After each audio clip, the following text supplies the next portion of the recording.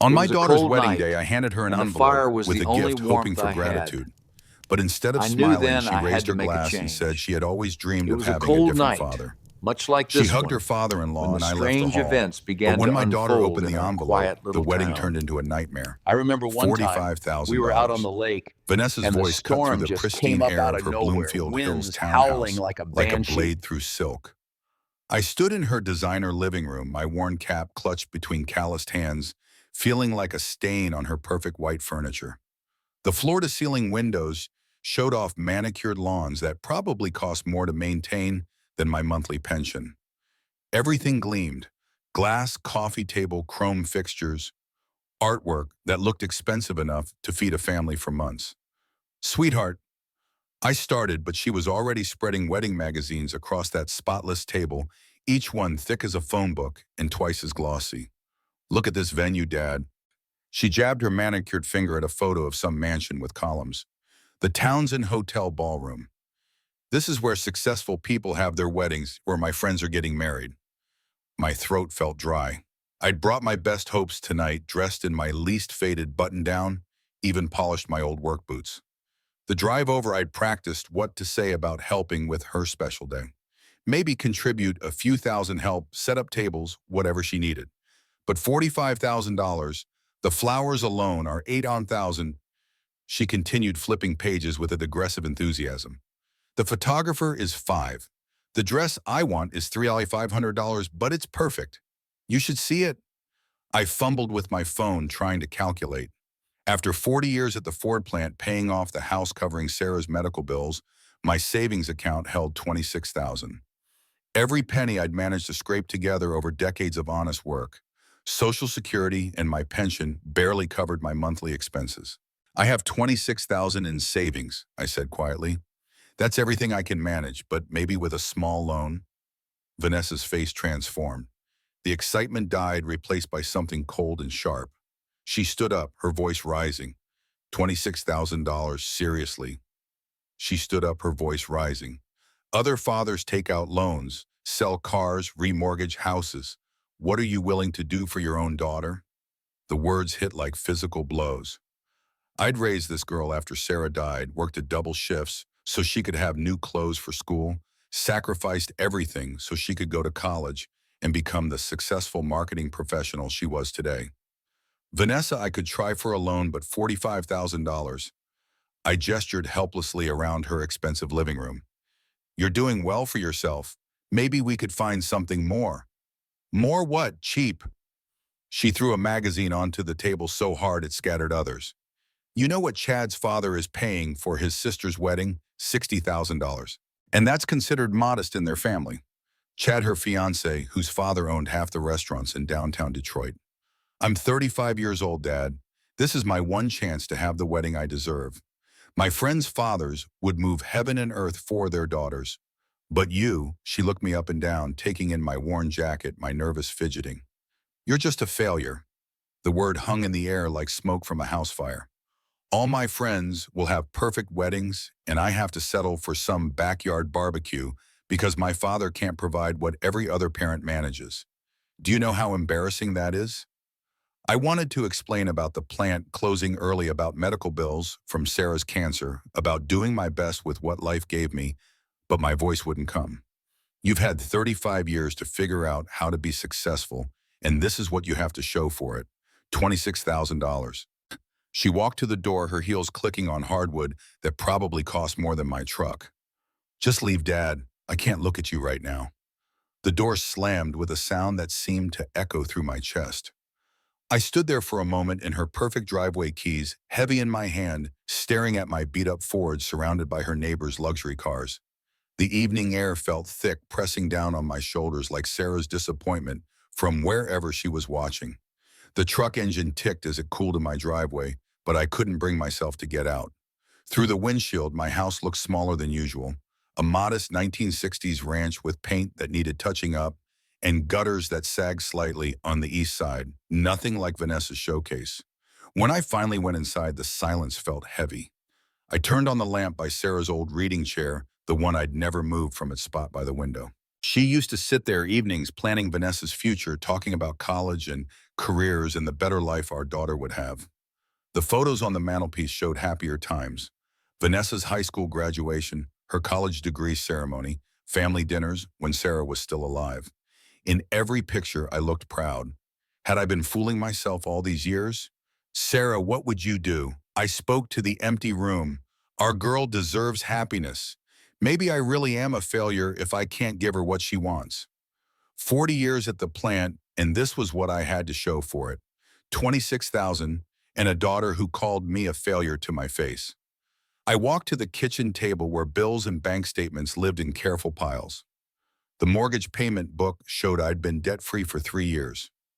My pension statement confirmed what I already knew. $600 monthly with Social Security adding another $100.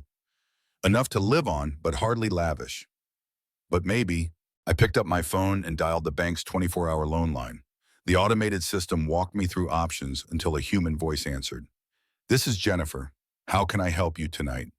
Yes, I'm interested in a personal loan. My voice sounded steadier than I felt. $30,000. I can transfer you to someone who can discuss loan options. May I have your name and social security number? As I provided the information, I thought about Sarah's reaction to such financial risk.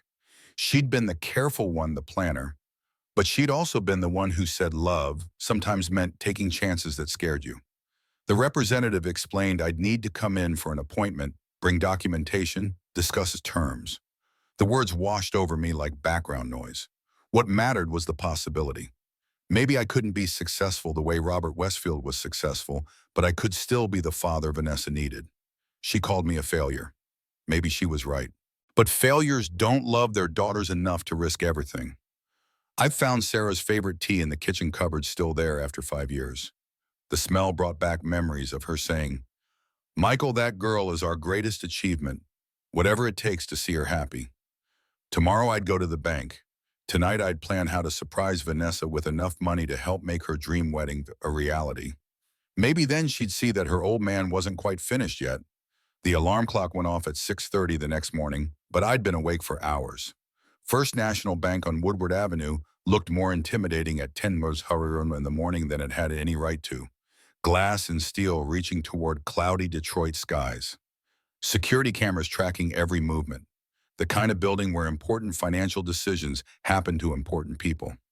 I straightened my best button-down shirt and checked the folder containing my documentation. Pension statements, Social Security papers.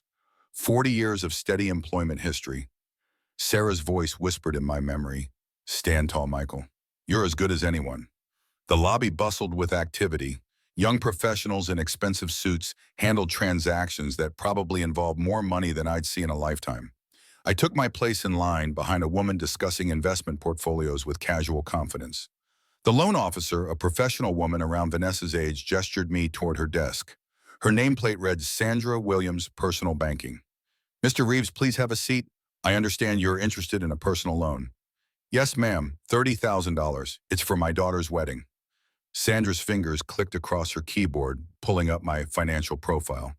Her expression remained neutral as numbers populated her screen. "I see you're retired from Ford Motor Company. 40 years of service. That's impressive. Your pension and Social Security provide steady income." She paused, reviewing details. "However, given your age and income level, there are some limitations we need to discuss." My chest tightened. "What kind of limitations?" "We can approve $30,000, but the interest rate would be 12% annually due to your age and fixed income situation." She turned her monitor toward me, showing calculations. "Are you certain about this commitment, Mr. Reeves? 12%. I tried to calculate what that meant for monthly payments." "Yes, I understand the risks. This is for my daughter." Sandra pulled out forms, her voice taking on a careful professional tone. "The monthly payment would be approximately $650 over 5 years. That's a significant portion of your income, Mr. Reeves." $650, nearly a quarter of my pension. But Vanessa was worth it. "Where do I sign?" The paperwork took an hour. Credit checks, identity verification, explanations of terms and conditions that felt like warnings. Other customers came and went, handling routine transactions, while I made a decision that would change everything. Sandra explained the loan's impact on my budget with the kind of gentle concern reserved for senior citizens, making questionable financial choices. But she processed the application anyway because the numbers worked barely. The credit approval came through faster than expected. Sandra printed documents had me initial, each page explained payment schedules and late fee policies. The fluorescent lighting made everything feel clinical and serious, like signing away more than just money. The funds will be available in your checking account by tomorrow morning, Sandra said. Mr. Reeves, I want to make sure you understand this loan will significantly impact your monthly budget. Thank you, I said, tucking the paperwork carefully into my folder. My daughter will be so surprised. Walking to my truck, I felt something I hadn't experienced in years, the pride of solving an impossible problem through sheer determination. Maybe I was just a factory worker, but I could still provide for my girl. The system had tried to stop me with age restrictions and income limitations, but love had found a way. I drove toward Bloomfield Hills with a lightness in my chest, already imagining Vanessa's face when I told her I'd secured enough money to help make her dream wedding a reality. The afternoon sun glinted off the windows of office buildings and upscale shopping centers, the world of success I'd never quite managed to enter, but had helped my daughter reach. My phone rang just as I was about to turn onto Vanessa Street. Her name flashed on the screen and I answered with a smile in my voice. Hey, sweetheart, I was just on my way. Dad. Her voice sounded different, excited, but something else. You'll never believe what happened, Robert called this morning. He's paying for the whole wedding. The words hit me like a physical blow. I pulled the truck over to the side of the road, my hands suddenly unsteady on the wheel. Robert, Chad's father. Yes. He said I'm going to be part of his family now, and he wants everything to be perfect. He's covering everything, venue, flowers, dress, everything. I sat there, engine idling, trying to process what this meant. $30,000 of debt I'd just taken on for nothing. That's wonderful, Vanessa. I managed to keep my voice steady. I'm happy for you. I know. He's already booked the Townsend for Memorial Day weekend. Can you believe it? And he's getting the photographer who did the governor's daughter's wedding. I thought about the loan paperwork sitting on the passenger seat, the 5 years of payments ahead of me, the risk I'd taken all for nothing. When did Robert offer this? I managed to ask. There was a slight pause. Well, actually right after you left yesterday. He called to check on some details with Chad, and I mentioned we were discussing wedding budgets, and he just offered. He said no daughter-in-law of his would settle for anything less than perfection. Yesterday afternoon, while I was at home beating myself up for being a failure, planning to sacrifice my financial future, Robert Westfield had swooped in with his effortless wealth and made me irrelevant. That's great news, I said, my voice hollow even to my own ears. I'm glad everything's working out for you. You don't sound happy, Dad. Isn't this amazing? Now you don't have to worry about the money at all. I swallowed hard. No, it's wonderful, really. I need to go take care of something. I'll call you later. I hung up before she could hear the crack in my voice. Sitting in my truck on the side of an affluent Bloomfield Hills street, I stared at the loan paperwork and felt the weight of my miscalculation. I'd have to go straight back to the bank and see if I could cancel the loan. There would be fees, penalties probably, but better than carrying debt I didn't need for the next 5 years. But it wasn't the money that hurt the most. It was how easily I'd been replaced. How quickly Vanessa had accepted Robert's offer without a second thought about what I'd been willing to do for her. How her enthusiasm made it clear that my contribution, even if it had been everything I had, would never have been enough. The drive back to the bank felt longer than it had that morning. Detroit's industrial landscape rolled past my windows. Empty lots where factories used to stand, boarded-up houses, the remnants of people who worked hard and got left behind. People like me. Sandra looked surprised when I walked back into First National Bank 3 hours after leaving. Mr. Reeves, is everything all right? I need to cancel the loan. Early repayment penalty, whatever it costs. Her professional smile flickered with concern. Are you sure we just processed this today? The penalty for cancellation before funds distribution is $500, nearly a week's pension, but better than 5 years of payments. I'll pay it. I don't need this loan anymore. The paperwork took 15 minutes. Sandra kept glancing at me like she wanted to ask questions, but banking professionals knew when to mind their business. I signed forms, watched her process the cancellation, and handed back the loan agreement that had briefly represented my heroic sacrifice. Your checking account will be debited for the penalty fee by tomorrow, she explained, sliding a receipt across her desk. $500 for the privilege of being humiliated. Money well spent. At home, the silence felt different. Not heavy like before, but clean somehow. I made Sarah's favorite tea and sat in her reading chair looking at the photos on the mantelpiece with new eyes. There was Vanessa's high school graduation. In the picture, she was hugging me tight, whispering, "Thank you for everything, Dad. I couldn't have done this without you." College graduation. You made this possible. I'll never forget what you sacrificed for me. When had gratitude turned into entitlement? When had my love become something she managed rather than treasured?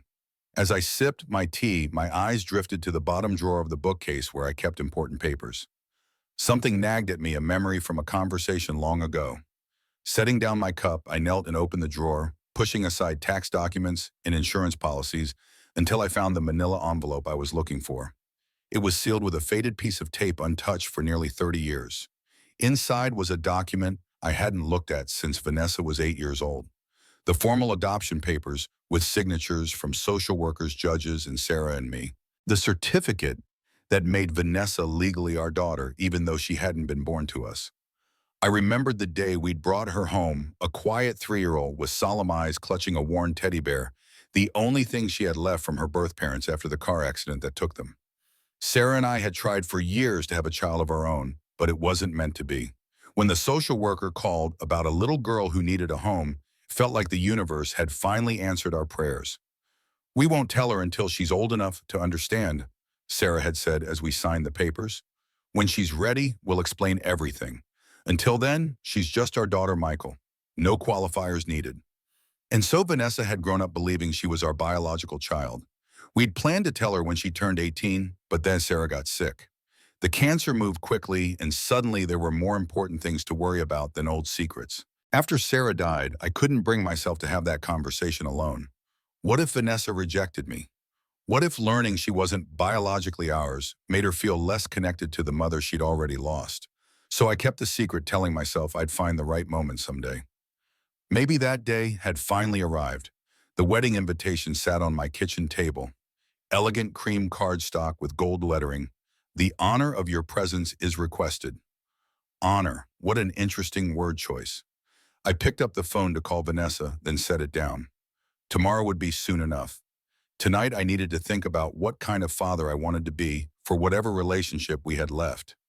The tea was Sarah's blend, chamomile and mint. She used to say it helped her think clearly. I sipped it slowly, watching the evening light fade through windows that needed cleaning in a house that needed repairs I couldn't afford after paying the loan cancellation fee. But somehow, for the first time in months, I felt like I could breathe. The next morning came with unusual clarity. Instead of calling Vanessa immediately like I usually did, I made coffee and read the newspaper cover to cover. When my phone rang at 8:30, I let it go to voicemail. "Dad, call me back.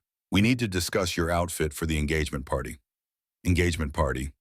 This was the first I'd heard of it. I called her back 3 hours later. "Where have you been? I've been trying to reach you." "Reading. What's this about an engagement party?" "Saturday night at Robert's Country Club. Nothing too formal, but..." Her voice shifted to that careful tone I'd started recognizing. "Actually, maybe it's better if you sit this one out." "Sit it out? Why?" "Robert's friends will be there, and you understand, they're used to a certain level. Like I was a step on a staircase she was climbing past." "What level is that, Vanessa?" "Well, professional people, business owners. They might not relate to..." She trailed off, letting me fill in the blanks about my inadequacy as a retired factory worker. "Don't be like that, Dad. It's just easier this way." Easier. Everything about our relationship had become about what was easier for her. 3 weeks into April, this pattern became clear. Wedding planning meetings I wasn't invited to, vendor consultations scheduled when I was probably busy, a growing list of events where my presence would be awkward for people who mattered more than I did. By early May, our phone conversations followed a script. She'd call with demands disguised as requests. I'd offer help that wasn't sophisticated enough, and she'd find polite ways to exclude me from anything important. The dress-fitting invitation came with conditions. You can come, but please don't talk too much, and wear something nice. Actually, do you even have anything appropriate? I wore my best shirt and tie to the bridal salon in downtown Birmingham. The place looked like a jewelry store, all marble and crystal, with dresses displayed like precious artifacts. Vanessa's friends were already there. Three women in designer clothes discussing their own upcoming weddings with casual mentions of photographers who charge more than my annual income. Ladies, this is my father. Vanessa's introduction carried an apologetic undertone. He's very simple, but he means well. Simple. The word hung in the perfumed air like a judgment. I stood in the corner while they discussed dress alterations and reception details, feeling like museum security. Present but invisible. There to watch but not participate. Your father's sweet, one of them whispered to Vanessa loud enough for me to hear. It's nice that you include him. Include him, like I was charity work. That night, I drove to a woodlawn cemetery for the first time since Sarah's birthday. Her grave was simple, a modest headstone, with her name and dates, surrounded by the daisies I'd planted 5 years ago. Sarah, I can't live like this anymore. I knelt beside the stone, pulling weeds from around the flowers. She needs to know the truth. The cemetery was quiet except for traffic from 8 Mile Road. I'd always found peace here, but tonight felt different. Tonight felt like a decision. You remember what the social worker said? Someday she might want to know about her real parents. Well, maybe someday is now. I drove home, slowly stopping at the drugstore for writing supplies. The letter took 6 attempts, each draft torn up and thrown away until I found words that felt right. The final version was simple, direct, true. When I sealed it in an envelope 2 days later, my hands were steady. The wedding invitation sat next to it on my kitchen table, and I noticed something that made my chest tighten. The ceremony time listed was different from what Vanessa had told me. 2 hours different. I stared at the invitation until the numbers blurred, understanding exactly what my daughter thought of my importance to her special day. St. Paul Church looked magnificent in the May morning sun, its Gothic stone towers reaching toward cloudless skies. I pulled into the parking lot at 12:55, checking my invitation one final time. One how's your ceremony? I had timed everything perfectly. The organ music drifted through the heavy wooden doors as I approached the church steps. Strange. They must be playing prelude music longer than usual. I straightened my tie, the same black one I'd worn to Sarah's funeral, and climbed toward the entrance. Excuse me, are you going in? A woman in an expensive navy dress hurried past me. We're so late. Late, I checked my watch, 12:58. More guests streamed toward the church doors, their faces showing the mild panic of people arriving after something had already started.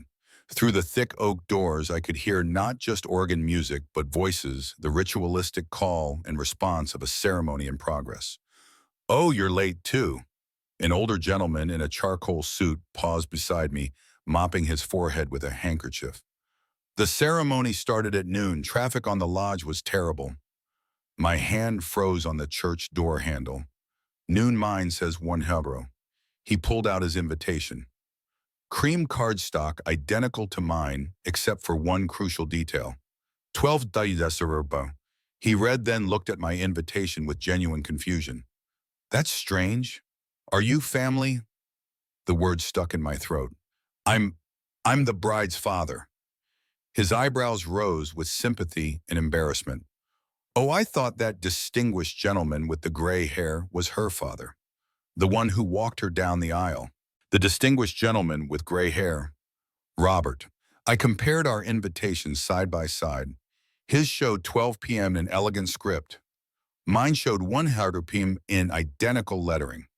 Both printed professionally, both appearing authentic, except mine had been deliberately altered to exclude me from the most important moment of my daughter's life. Probably just a printing error, the man said kindly, but his eyes showed he understood the implications. Through the stained glass windows, I could see the ceremony in progress.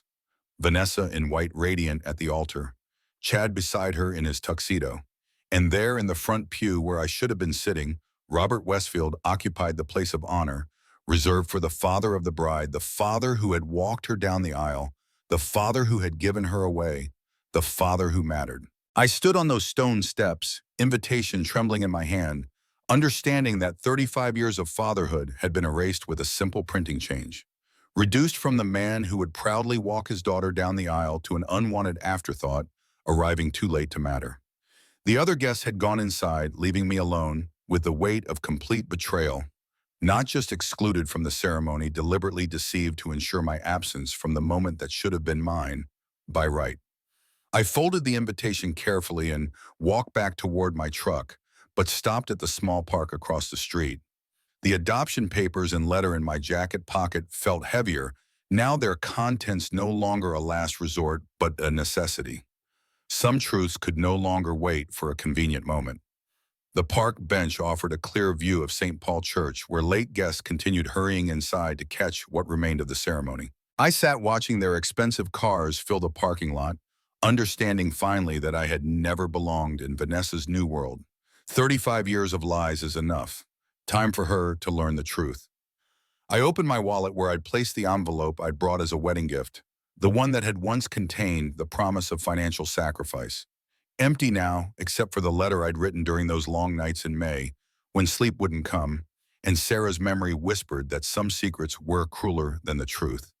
The handwritten pages felt substantial in my hands.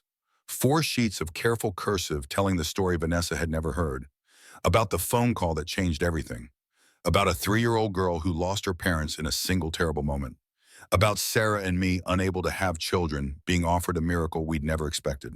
My dear Vanessa, the letter began. There are things you must know before you begin your new life, things about who you really are and what you've lost today by choosing strangers over the man who raised you as his own.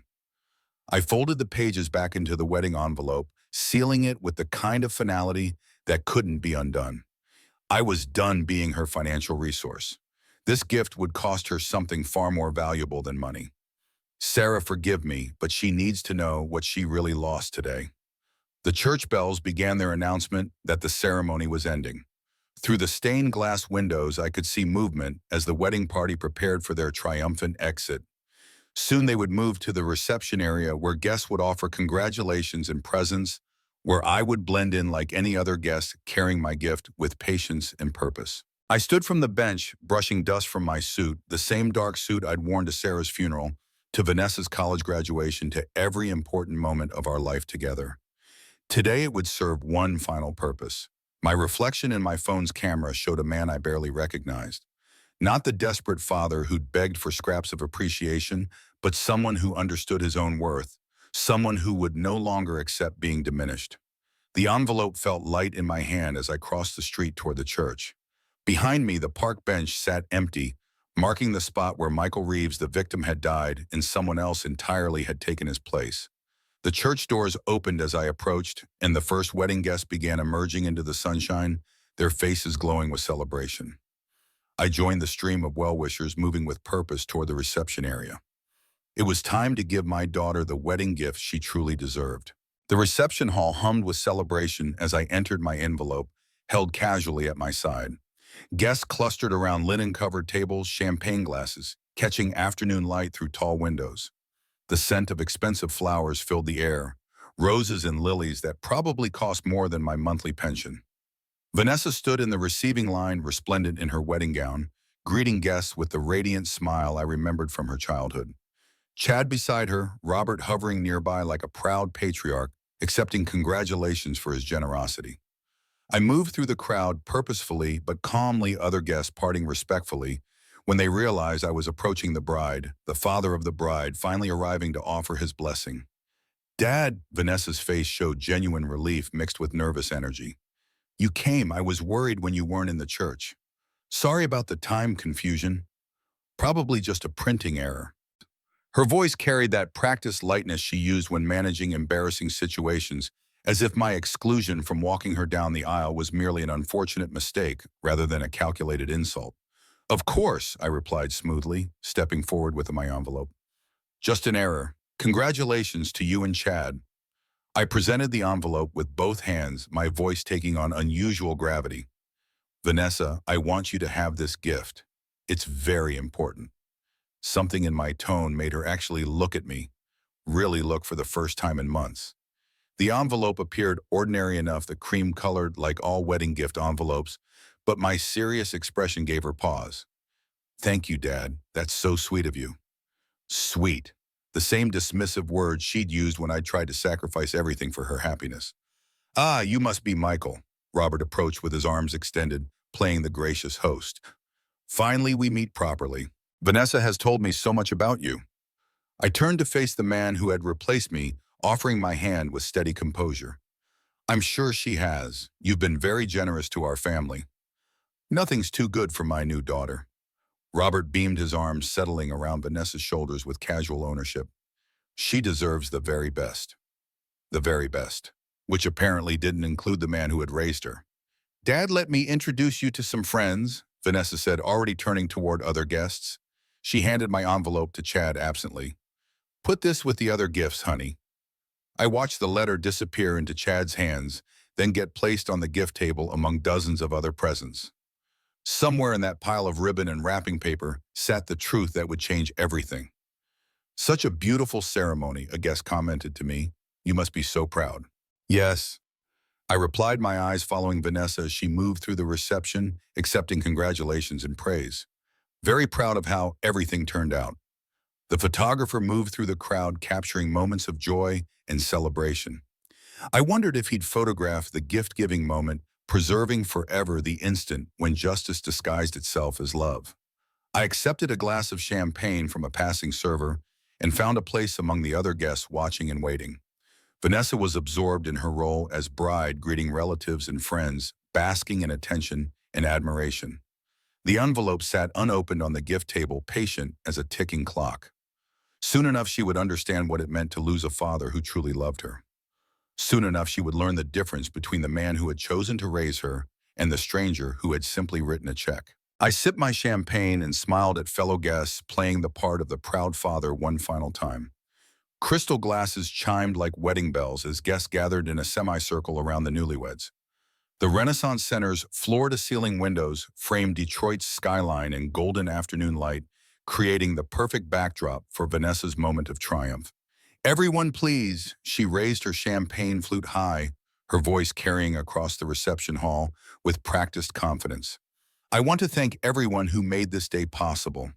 The photographer positioned himself to capture her radiant smile, the designer gown catching light like spun silk.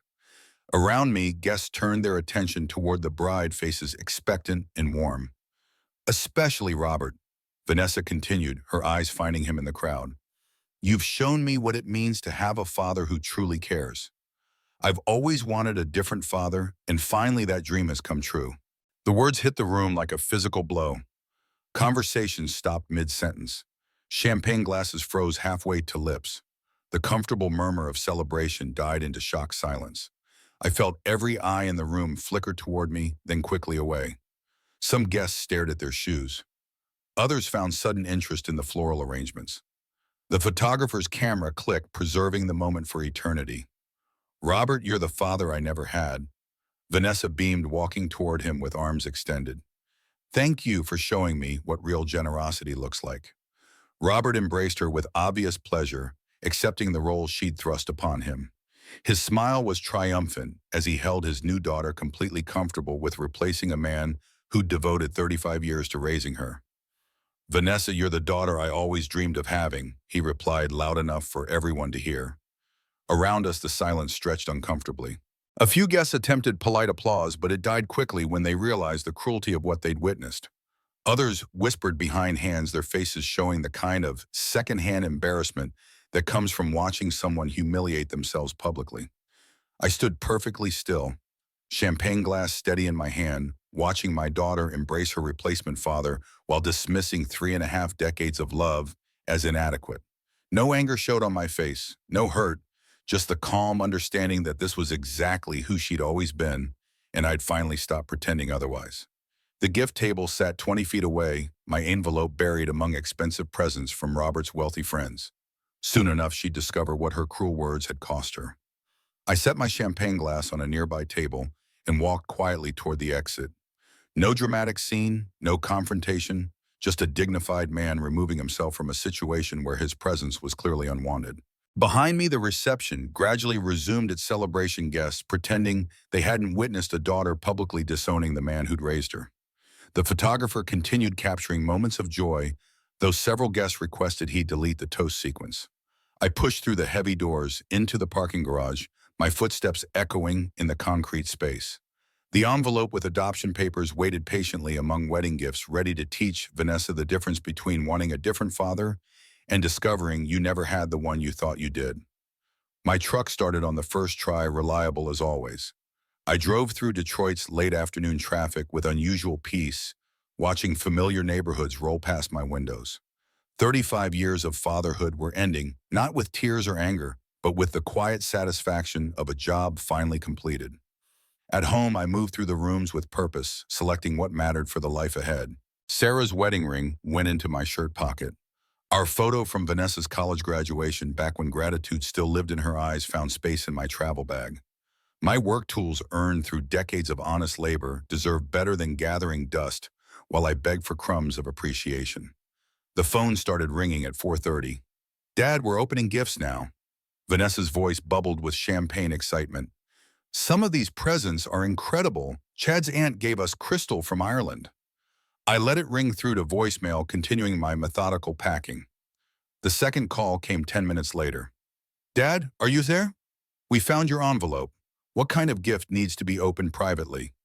The third call arrived as I folded my best shirt, the one I'd worn to her wedding, thinking I'd be walking her down the aisle. Her voice had changed by then, uncertainty creeping through the celebration. "Dad, I read your letter. This isn't funny. Call me back immediately." By the fourth call, panic had replaced confusion. "Dad, this can't be true. You are lying. Call me right now." I unplugged the phone and continued sorting through 35 years of memories, keeping only what served the future. The house felt different, already lighter somehow, as if removing the weight of obligation had made the walls themselves stand straighter. My cell phone buzzed constantly against the kitchen counter. 20 missed calls. 30. 44. Through voicemails, I listened to Vanessa's voice crack as she processed the truth she'd never suspected. Adopted at 3 years old after her parents died in a car accident. Raised by strangers who'd chosen to love her. 35 years of lies, not malicious deception, but the kind of protective love that shields children from painful truths until they're old enough to understand. "You're not my real father, then who am I? Where do I come from, real father?" Even in crisis, she couldn't recognize the difference between biology and choice, between conception and raising a child with unconditional love. "Dad, please, I didn't mean what I said at the reception. Come back." But she had meant it. That was the problem. I loaded my truck as sunset painted the sky orange and pink, Sarah's favorite colors. The missed calls had reached 51 by the time I backed out of the driveway, taking one last look at the modest house where we'd raised someone else's daughter as our own. The adoption papers in that envelope told the whole story, names of birth parents who died too young, details of the accident that orphaned her, the joy Sarah and I felt when social services called about a little girl who needed love. Vanessa had spent the day choosing money over loyalty, status over sacrifice.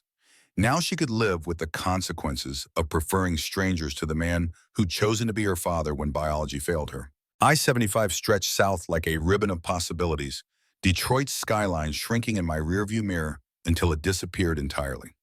The radio played Sinatra My Way, while evening light painted Michigan farmland in shades of gold and peace. 53 missed calls by the time I reached the Ohio border. I turned the phone off completely. "Sarah," I spoke to her photo on the dashboard. "I finally did what needed doing. 35 years I gave love to an ungrateful child. Time to live for myself." The truck hummed contentedly at 65 mph, carrying me toward whatever came next. Cincinnati maybe, or Louisville, somewhere warm, where winter wouldn't hurt these old bones.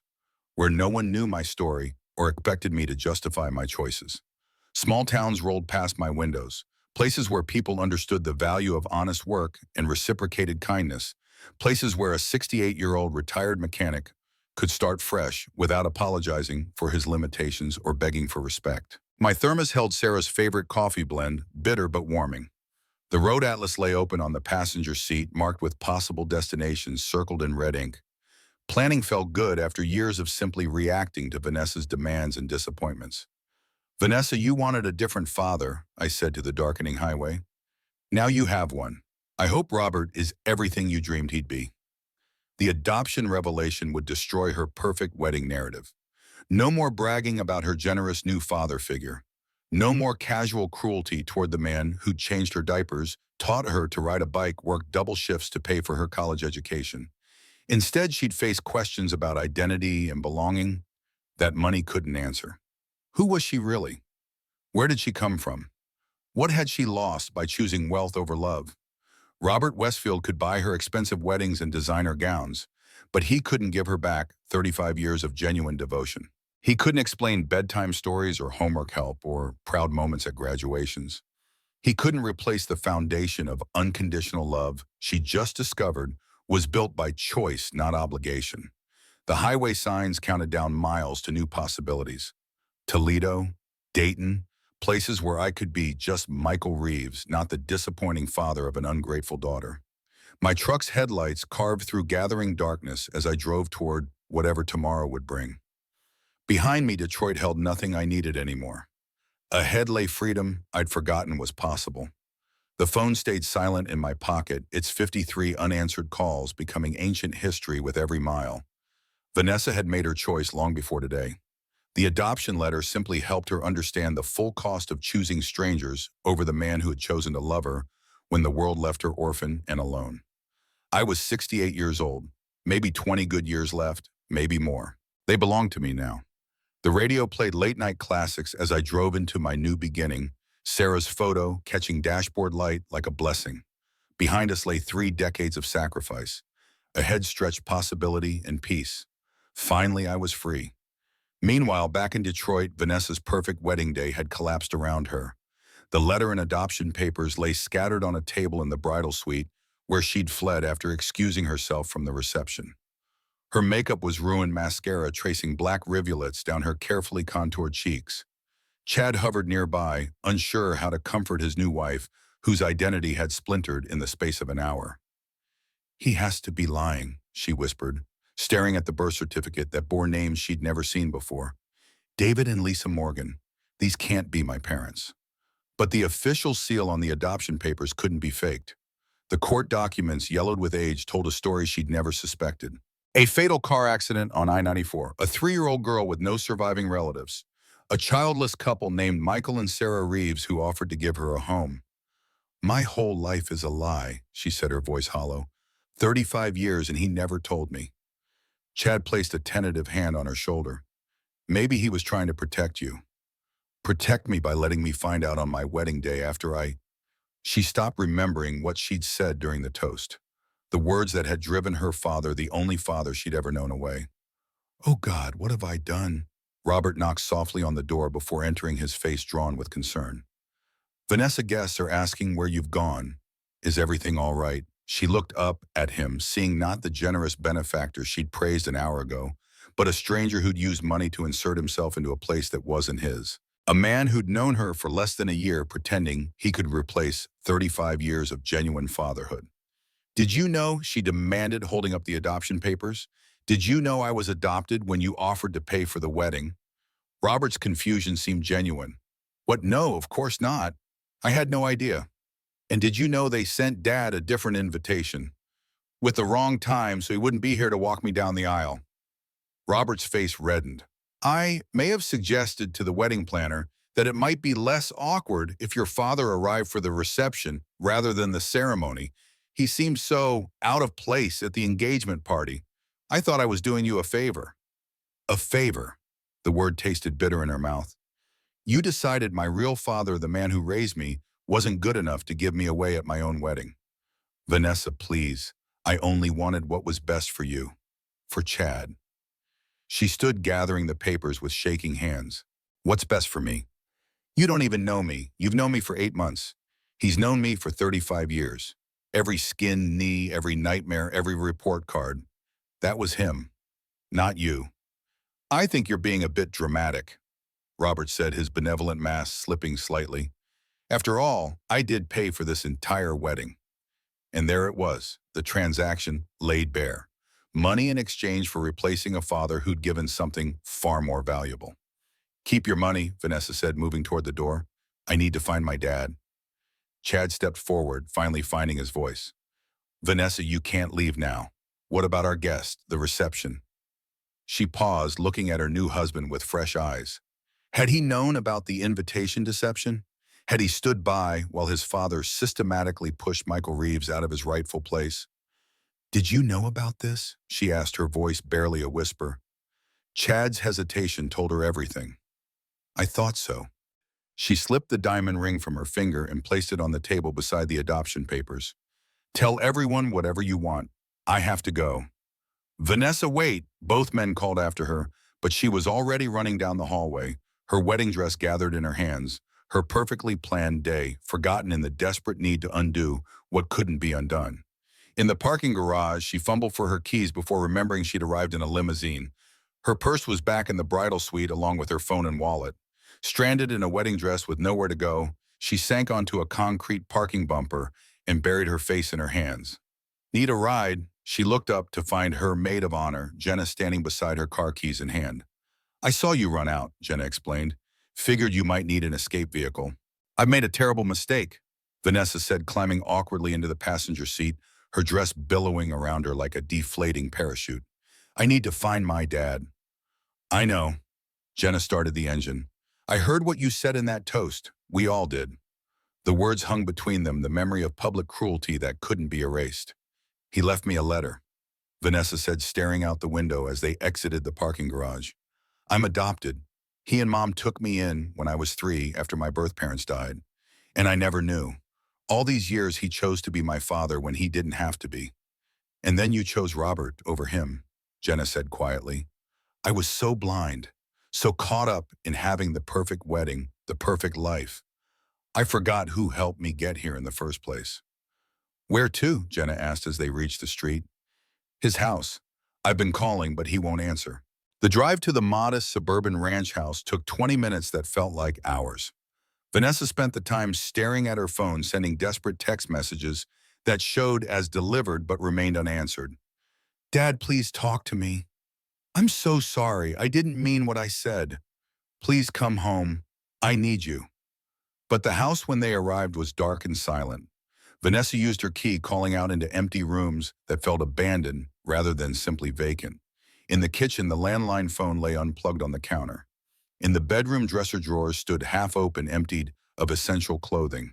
On the refrigerator, a note held by a magnet simply read, Paid through August. Do what you want with the rest. He was gone. Really gone. Check the garage, Jenna suggested. The small detached garage stood empty, the outline of where his beloved Ford truck had been parked for decades now, just a clean rectangle on an oil-stained floor. Back in the house, Vanessa moved from room to room, like a ghost touching familiar objects, trying to piece together where he might have gone. In Sarah's reading chair by the window, a photo album lay open to pictures from Vanessa's high school graduation. The inscription beneath one photo, written in Sarah's flowing script, read, So proud of our beautiful daughter. Michael beamed all day. Our daughter, not our adopted daughter, not someone else's child, just our daughter. On the kitchen table, a road atlas was open to a map of the southeastern United States, several cities circled in red. Cincinnati, Louisville, Nashville. Destinations just far enough away to start fresh, close enough to reach in a day's drive. Vanessa sank into a kitchen chair, the enormity of what she'd done finally hitting her with full force. He's gone. Really gone. Jenna stood in the doorway, uncertain what to say. What will you do now? Find him, Vanessa said simply. However long it takes. Whatever it costs. And Chad. The wedding. Vanessa looked down at her elaborate gown, now wrinkled and dirty at the hem from the parking garage floor. The dress that had seemed so important just hours ago now felt like a costume from someone else's life. That's over, she said quietly. I made my choice and it was the wrong one. Now I have to live with that. She picked up her father's unplugged phone from the counter and plugged it back in. It immediately began ringing calls from the reception, from Chad, from Robert, from guests wondering where the bride had gone. She ignored them all, scrolling through the contact list until she found what she needed. Her father's oldest friend, a fellow Ford retiree named Bill Thompson. Hello, Bill's gruff voice answered on the third ring. Bill, it's Vanessa. I need your help. Dad's gone and I need to find him. There was a long pause. He called me earlier, said he was heading south starting fresh. Didn't say where exactly. Please, Bill, this is important. Did he give you any clue where he might stop first? Another pause longer this time. Why should I tell you so you can hurt him again? I heard what happened at the wedding. We all did. Word travels fast. Tears filled Vanessa's eyes. I know. I was horrible to him. Unforgivable. But I need to try to make it right. Some things can't be fixed with words, girl. I know that too, but I have to try. Please. Bill sighed heavily. He mentioned a fishing spot outside Cincinnati, place called Lake Isabella. Said he might stop there first, get some thinking done. Thank you, Bill. Thank you so much. Don't thank me yet, Bill warned. Michael's a good man, but even good men have their limits. You found his. Don't be surprised if he doesn't want to see you. After hanging up, Vanessa stared at the circled map at the red line drawn from Detroit to Cincinnati. 3.5 hours by car. A lifetime away in terms of what she'd lost. I need to change, she said, suddenly decisive. And then I'm going after him. In the middle of the night, Jenna asked, alarmed, Vanessa, it's almost 10. You're exhausted, emotional. Wait until morning at least. But Vanessa was already heading for her old bedroom, stripping off the wedding dress as she went. He's got a 3-hour head start. I'm not giving him any more. 10 minutes later, dressed in old jeans and a sweatshirt she'd left at her father's farmhouse house years ago, Vanessa emerged with a determined expression. I'm ready. This is crazy, Jenna protested. What if he doesn't want to be found? What if he needs time? Then I'll wait, Vanessa said simply, for as long as it takes. She gathered her purse and the adoption papers, carefully folding them into her bag. The wedding ring stayed on the kitchen table, a glittering reminder of promises she no longer intended to keep. Can you give me a ride to the car rental place on Woodward? She asked Jenna. It's open until midnight. And then what? You'll just drive to Cincinnati and hope to find him at some lake. That's exactly what I'll do. Jenna shook her head but grabbed her keys. You Reeves family are the most stubborn people I've ever met. For the first time that night, Vanessa smiled slightly. I'm not actually a Reeves by blood, remember, but I guess some things you learn by example.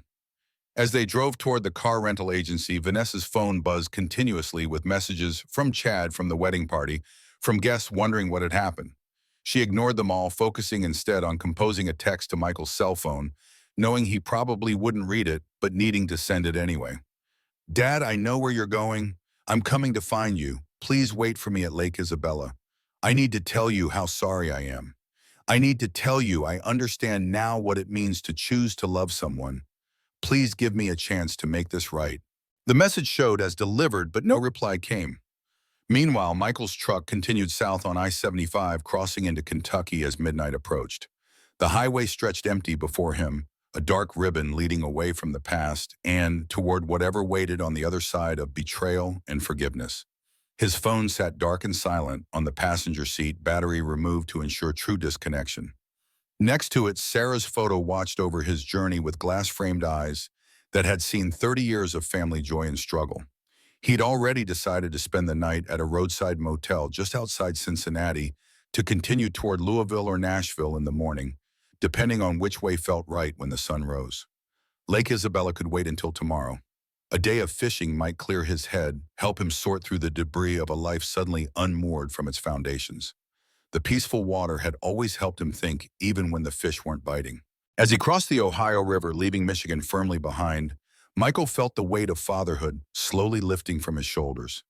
For the first time in 35 years, he answered to no one. His time was his own, his future unwritten. The realization brought both freedom and profound sadness, the twin companions of a man who had lost everything and gained himself in the process. The interstate hummed beneath Michael's ears as he crossed the Ohio state line. The highway signs glowed green in his headlights, Cincinnati 85 miles. The digital clock on his dashboard read 1:17 a.m., but sleep felt distant. His mind remained alert, filled with memories and possibilities in equal measure. The late-night radio played softly some talk show discussing retirement planning and second chances. Michael smiled at the coincidence. A second chance was exactly what he'd given himself tonight, a rebirth at 68 when most men his age were settling into familiar routines. He stopped at a 24-hour truck stop just north of Cincinnati, his body finally demanding rest after the emotional marathon of the day. The neon vacancy sign of the adjacent motel flickered invitingly. Just one night to regroup, then onward tomorrow. Lake Isabella was only 20 minutes away, a quiet spot where the fish bit early and the morning fog created a peaceful isolation perfect for contemplation. The motel room was basic but clean. Michael sat on the edge of the bed, finally allowing himself to check his phone after reinserting the battery. 59 missed calls, 73 text messages, most from Vanessa growing increasingly desperate. "Dad, please answer. I'm so sorry, I didn't mean it. Where are you? Please come home. I know about the adoption now. We need to talk. Dad, I know you're going to Lake Isabella. Please wait for me there." The last message made him sit up straight. How did she know about Lake Isabella? He'd mentioned it to no one except Bill, his oldest friend and former line supervisor at Ford. Bill must have told her. The knowledge that Vanessa was actively searching for him created complicated emotions. Part of him felt vindicated that she cared enough to chase after him. Another part felt his hard-won peace threatened by her pursuit. He switched the phone off again and placed it in the drawer of the bedside table. Tomorrow he would decide whether to wait for her or move on to Louisville as planned. Tonight he needed rest. Sleep came surprisingly easily, deep and dreamless, as if his mind recognized he'd crossed a threshold and could finally relax. When he woke at dawn, the world outside his window was washed in the pale gold of early morning, a new day in a new state, the first day of his new life. After a quick breakfast at the diner next door, Michael consulted his map again. Lake Isabella was a small fishing spot not widely known to tourists, just a serene patch of blue water, surrounded by trees with a few wooden docks extending into its depths. The perfect place to think. He arrived just after 7 a.m. The lake was quiet, with only one other vehicle in the small gravel parking lot, an elderly man arranging fishing gear by his pickup truck. They exchanged nods of recognition, members of the same tribe of early risers who valued silence and still water. Michael found an empty dock on the far side of the lake, away from the boat launch and the small bait shop. He unfolded his portable chair, set up his fishing rod, and cast his line into the calm water. The familiar routine brought comfort, the gentle arc of the line, the soft plop as the lure hit the surface, the patient waiting that followed. The morning passed in peaceful meditation. The occasional tug on his line provided just enough activity to keep him engaged without disturbing his reflections. By noon, he'd caught and released 3 decent-sized bass and had worked through much of the anger that had driven him away from Detroit. He was just considering whether to break for lunch when he heard the crunch of tires on gravel from the parking area. Something in his gut told him before he even looked up. He knew who it was. Vanessa's rental car looked out of place beside the fishing vehicles and mud-splattered trucks. She emerged still wearing the jeans and sweatshirt from the night before, her hair pulled back in a hasty ponytail, her face bare of makeup and showing the strain of a sleepless night. Michael remained seated watching as she spotted him and made her way carefully down the sloping path to the dock. Her designer sneakers, unsuitable for the muddy trail, slowed her progress. Even in this moment of desperation, she remained a creature of her curated world, uncomfortable in his. "Dad," she called when she was still 20 yards away, "please don't leave." He neither stood to welcome her nor turned away. He simply waited, rod in hand, as she navigated the weathered planks of the dock. When she reached him, she stopped several feet away, uncertainty in every line of her body. "How did you find me?" he asked, though he already knew. "Bill told me." She hesitated. "I went to the house last night. I saw you'd gone." Michael nodded, returning his attention to the lake. "Shouldn't you be on your honeymoon?" The question hung between them. Vanessa moved closer, sinking down to sit on the dock beside his chair, her legs dangling above the water. "I left the reception after I read your letter." Her voice was small, lacking its usual confident polish. "I went to find you, but you were already gone." "And Chad?" "I left him too." That made Michael turn to look at her directly. "You left your husband on your wedding day." He knew about the invitation. She stared at the water, unable to meet his eyes. "He knew they sent you the wrong time so you wouldn't walk me down the aisle. He let it happen." Michael absorbed this information silently. The betrayal ran deeper than he'd imagined. "I'm adopted," Vanessa said after a long pause. It wasn't a question. "Yes." Why didn't you and Mom ever tell me? Michael reeled in his line, checking the lure before casting again. The familiar motion gave him time to order his thoughts. We were going to tell you when you turned 18, but then your mother got sick, and after she died, I couldn't find the right moment. I was afraid. Afraid of what? Afraid you'd feel less hours. Afraid you'd want to find your birth family instead of grieving the mother you'd lost. Afraid you'd reject me. He looked at her directly. Afraid you'd start wishing for a different father. The words struck home. Vanessa flinched, tears welling in her eyes. I didn't mean what I said at the reception, she whispered. I was caught up in a moment in all Robert had done in the fantasy of it all. But you meant it enough to have them send me a different invitation. You meant it enough to let Robert walk you down the aisle. I was wrong, so wrong. Tears were flowing freely now, tracing silver paths down her cheeks. When I saw what you'd written, when I realized what you and Mom did for me. Dad, my whole life has been a lie, but the biggest lie was the one I told myself that anyone could ever replace you. Michael felt the familiar urge to comfort her, to make everything better as he had when she was small. But the hurt was still too fresh, the betrayal too complete. 35 years, Vanessa. I changed your diapers. I taught you to ride a bike. I worked double shifts to put you through college. And none of that meant anything when Robert Westfield offered you a fancier wedding. It meant everything, she insisted. I just lost sight of what mattered. I got caught up in the wedding and being accepted by Chad's family and proving I belonged in their world. You've been pulling away for years, Michael said quietly. This didn't start with the wedding. Every time you got a promotion, every time you moved to a better neighborhood, every time you found new friends, you left a little more of me behind. Vanessa stared at him, the truth of his words sinking in. I never meant to. I just wanted more. More than I could provide. No, that's not. It is, he interrupted gently. And that's okay. Parents want their children to have more than they had. I wanted you to have every opportunity. I'm proud of what you've accomplished. But somewhere along the way, you stopped being grateful and started being entitled. You stopped seeing me as the father who gave you everything he could and started seeing me as the father who couldn't give you everything you wanted. The truth of his words hung in the air between them. For perhaps the first time in her adult life, Vanessa had no defensive response, no clever reframing of the situation to make herself feel better. I don't know who I am anymore, she said finally. My name isn't even Reeves. I'm not who I thought I was. Michael set his fishing rod aside and turned fully toward her. Your name is Vanessa Reeves because Sarah and I chose you. We chose to love you, to raise you, to make you ours in every way that matters. Biology doesn't make a family, Vanessa. Choice does. Then why did you leave if choice is what matters? Why did you drive away? Because you chose someone else, Michael said simply. You chose Robert to be your father. You said it yourself, he's the father you always wanted. I respected your choice, even though it broke my heart. Vanessa buried her face in her hands. I don't want him. I never did. I want my real father back. And which father is that? The biological one you never knew? The one who gave you expensive things? Or the one who gave you his life? She looked up, her face streaked with tears, but suddenly fierce. The one sitting right here. The one who chose me when he didn't have to. The one I hurt because I was too blind to see what was right in front of me. Michael felt something shift inside him like ice breaking up on a winter lake.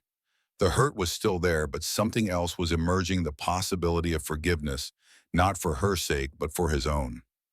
I'm starting over, Vanessa. I'm 68 years old and I've given you everything I had to give. Now I need to live whatever time I have left for myself. I understand, she said, surprising him. You deserve that, but please, can I be part of that new life? Can I earn back the right to be your daughter? Before Michael could answer, his phone buzzed in his pocket. He pulled it out, surprised to see Chad's name on the screen. After a moment's hesitation, he answered. Michael, it's Chad. Is Vanessa with you? Yes, she's here. Thank God. Chad's voice sounded strained. Can I talk to her? It's important. Michael handed the phone to Vanessa, who took it reluctantly. Chad. What is it? Michael couldn't hear Chad's side of the conversation, but he watched as Vanessa's expression changed from reluctance to shock. When is he going to be okay? She listened intently. Yes, we'll come right away. Text me the hospital details. She ended the call and handed the phone back to Michael, her face pale. Robert had a heart attack at the hotel this morning. They've taken him to Cincinnati General. It's serious. Go, Michael said immediately. You should be there. Will you come with me? She asked, her voice small. Please, I can't face this alone. Michael looked at her, really looked at her, and saw not the entitled woman who had dismissed him at the wedding, but the little girl he'd raised scared and seeking comfort from the only father she'd ever known. Despite everything, his heart softened. Let me pack up my gear. The drive to the hospital took 20 minutes past in tense silence. When they arrived at the cardiac care unit, they found Chad pacing the waiting room, still wearing his rumpled tuxedo shirt from the day before. Vanessa, he rushed forward, then stopped, uncertainty in his eyes. I didn't think you'd come. How is he? She asked, keeping her distance. In surgery, triple bypass. The doctor said it was a massive attack, probably brought on by, he glanced at Michael, by stress. The implication hung in the air. The wedding disaster, Vanessa's disappearance, the public humiliation, all potential triggers for Robert's condition. This isn't anyone's fault, Michael said firmly. Heart problems don't develop overnight. A doctor approached, still wearing surgical scrubs. Mr. Westfield, he addressed Chad. Yes, how is my father? He's stabilized. The surgery went well, but he's not out of danger. The next 24 hours will be critical. Can we see him? Chad asked. He's in recovery now. Once he's moved to intensive care, immediate family can visit briefly. The doctor left, and an awkward silence fell over the group. Chad looked at Vanessa, pain and confusion in his eyes. Where did you go?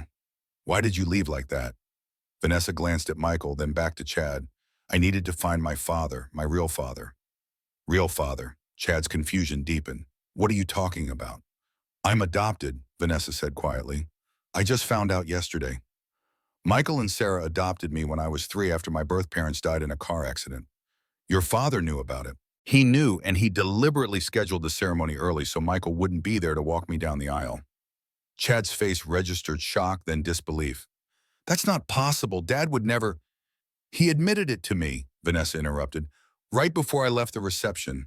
He said he thought he was doing me a favor. Chad sank into a waiting room chair, the weight of these revelations visibly crushing him. I knew about the invitation time, he admitted. Dad said Michael had requested to come only for the reception, that it would be easier for everyone that way. I believed him. You believed him because it was convenient, Michael said, not unkindly. Because it meant you didn't have to question whether what you were doing was right. Chad looked up at him, genuine remorse in his eyes. I'm sorry, Michael. Truly, I got caught up in what Dad wanted and making everything perfect. I didn't stop to think about what was really important. Michael nodded, accepting the apology without necessarily forgiving the action. A nurse appeared at the waiting room door. Mr. Westfield is being moved to ICU now. 2 visitors at a time, family only for 5 minutes each. Chad stood. Vanessa, will you come with me? She hesitated, looking at Michael. Go, he said softly. You should be there. Are you leaving? Anxiety flashed across her face. I'll be right here, Michael promised. Take your time. As they walked away, Michael settled into a waiting room chair, suddenly feeling every one of his 68 years. The events of the past 24 hours had drained him completely. He closed his eyes not to sleep, but to find a moment's peace in the chaos that had engulfed them all. He must have dozed off because he woke to Vanessa gently touching his shoulder. The waiting room clock showed an hour had passed. How is he? Michael asked, straightening in his chair. Awake, weak. They're keeping him heavily sedated, but he recognized us. She sat beside him. He asked for you. For me, Michael couldn't hide his surprise. Why? I don't know, but he was insistent. Michael considered refusing, but realized that would only perpetuate the cycle of hurt. With a sigh, he stood. Lead the way. The ICU was eerily quiet, the beeping of monitors and whoosh of ventilators creating a technological symphony of survival. Robert's room was at the end of the hallway, the door partially open to allow nurses constant visual access. The man in the hospital bed bore little resemblance to the confident, distinguished figure who had dominated the wedding reception. Tubes ran from his arms, nose, and chest. His skin had a grayish pallor, and the hospital gown seemed to swallow his suddenly diminished frame. His eyes opened as Michael approached the bed. Recognition flickered, followed by something that might have been shame. Michael, he whispered, his voice barely audible over the machines. Thank you for coming. How are you feeling? Michael asked, the politeness of social convention taking over despite the circumstances. Robert made a weak gesture that might have been a dismissive wave. Been better. His breathing was labored, each word an effort. Need to say something. Michael moved closer, conscious of Vanessa standing anxiously in the doorway. I'm listening. Was wrong. What I did. Robert's eyes held surprising clarity despite his condition. Thought I was helping, giving her what she deserved. Better than, he trailed off, but the implication was clear. Better than what you could provide. You can't buy your way into being someone's father, Michael said quietly. It doesn't work that way. Know that now. Robert's hand moved across the blanket, seeking something. Michael realized he wanted to shake hands. After a moment's hesitation, he took the older man's cold fingers in his own. Forgive an old fool. The request was so unexpected that Michael found himself momentarily speechless. This man had tried to replace him, had deliberately excluded him from one of the most important moments of fatherhood, had accepted praise that wasn't his to receive. And yet, lying here, connected to machines fighting to keep him alive, he seemed to understand the magnitude of what he'd done.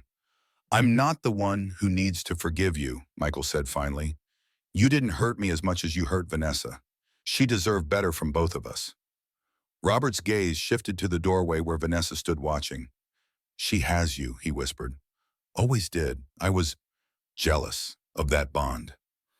The admission hung in the air, surprising in its honesty. Michael felt a flicker of understanding.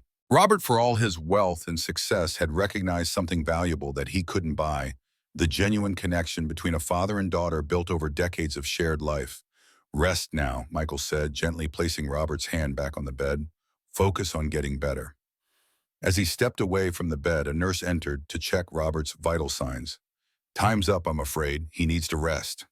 In the hallway, Vanessa waited, her expression a complex mixture of emotions. What did he say to you?